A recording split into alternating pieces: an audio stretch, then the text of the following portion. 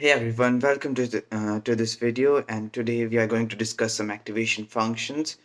We are going to discuss neural activation functions. Welcome, and let's begin.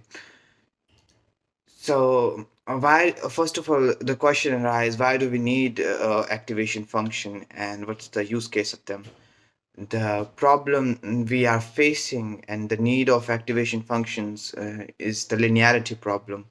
The problem is if we don't add activation functions to a neural network, our model will not be complex enough and will not be able to understand non-linear relationships.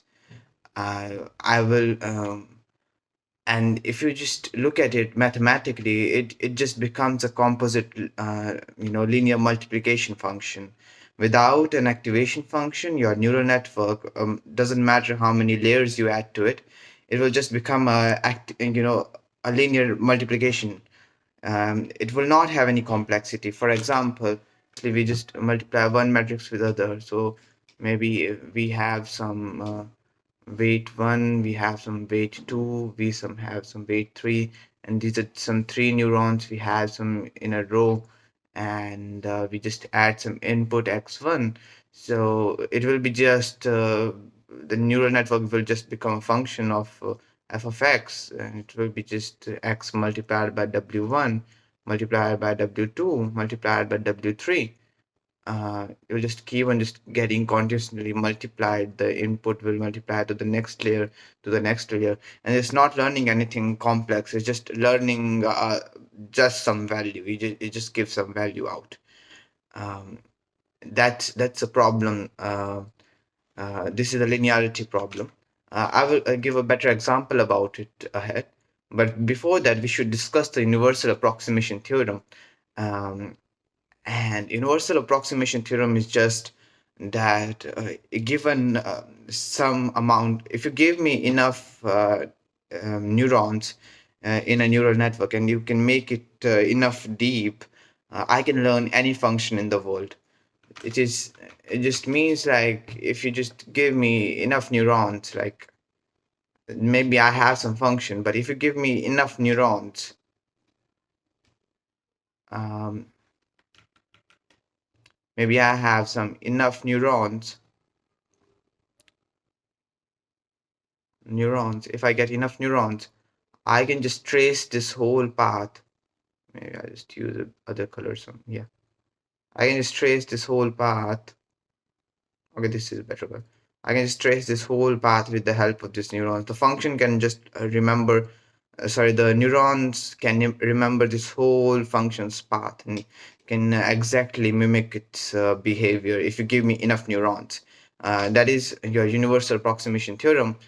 And if we go ahead, so this is the linearity problem. I have given an example here. If you look at it, there is a XOR problem. Like we have some data which is like not pretty much well separated. There are blue points everywhere. There is orange points between the blue points. And if you just make the function non-linear, you make the function linear, you don't add enough complexity, it will not be able to run it.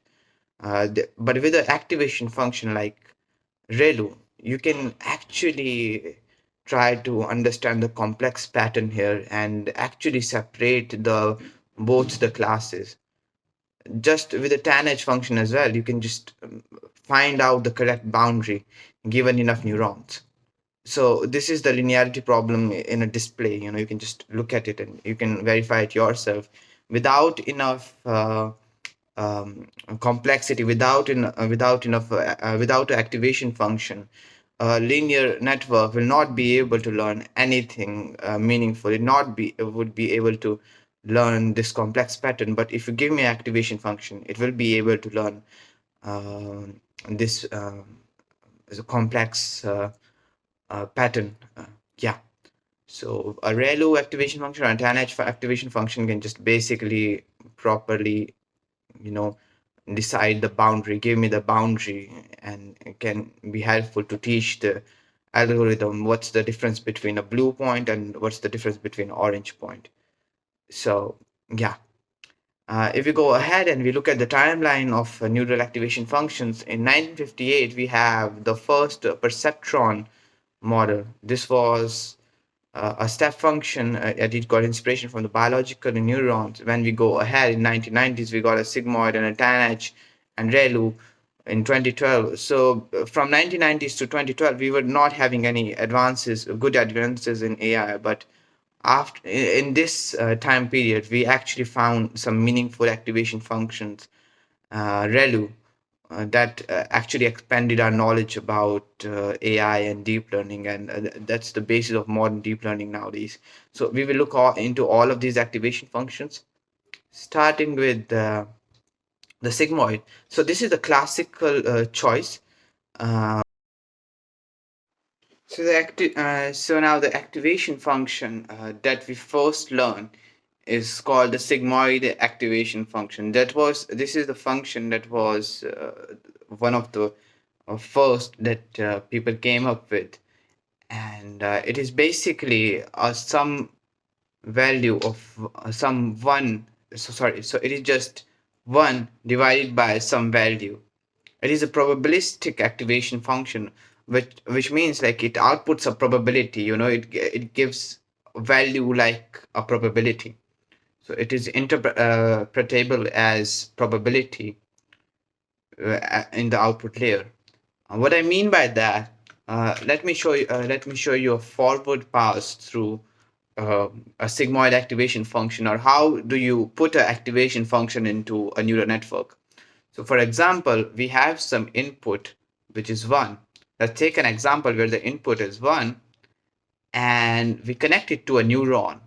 Maybe the neuron learned some weight to be 0.5. Okay, so the neuron learned a weight of 0.5. Now above this, we attach an activation function.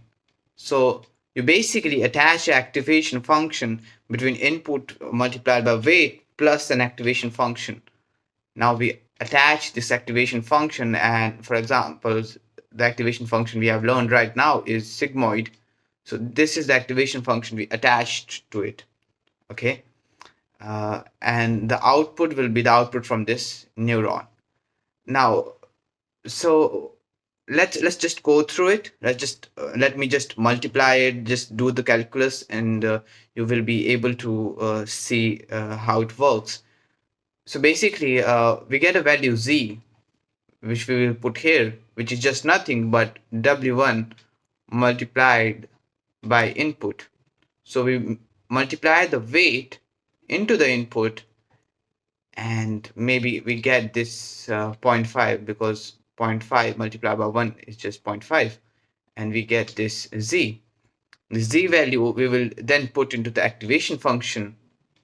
So putting z equals to 0.5 into the sigmoid activation function, we get 1 divided by 1 plus exponential raised to power 0.5. And now, this is just exponential raised to some power. So we can just basically calculate it. How we can calculate it? You can just use a random calculator. We just do 0.5. Sorry, we just want negative 0.5. So we take negative 0.5 and we raise it to the power of exponential function. We get a 0.6 as the result. So we get 1 divided by 1 plus 0.6. Okay, now we just divide 1 by 1.6, which we got there, and we get a value of 0.625. So this neuron will output a value. This neuron will output a value of 0.625. So this is how an activation function is attached to a neuron, and we get these outputs. Now I will show you some a simulation with the sigmoid activation function that can help us learn why we don't use it nowadays, and what are the drawbacks and good things about the sigmoid activation function. So let's go ahead, and you can see, you're just putting inputs and you're getting some outputs. you're getting these outputs between 0 and 1. So basically a probability. So, the probability is between 0 and 1, so you're getting some output between 0 and 1. Now, the problem with activation function, specifically with sigmoid, is the vanishing gradient. So the gradient is very small here. The max the gradient can reach for an activation function during training is 0.25. If you know backpropagation, you just know what I said. But if you don't know backpropagation, let me make it more simple for you. You can just understand the better the gradient, the higher the gradient can go, the more neurons you can add on top of each other. So basically, you can add multiple neurons ahead of this. You can just make a very complex neural network. But during training, what happens is you can't. Sometimes the gradients, the training the gradients become so small that these neurons, become useless. So you can't train a lot of neurons with a small gradient. That's the problem. So you can just generalize this. If the gradient is very small, you're not able to stack multiple neurons over it. And that's the biggest problem with sigmoid. Is it is good, it can give probability, it is easy, not very expensive. The problem is you can't stack much neurons over it, and you can't learn complex patterns like how ChatGPT does, or like how a CNN problem is solved. So you can't solve complex problems with these kinds of activation functions because you can't stack multiple neurons over them.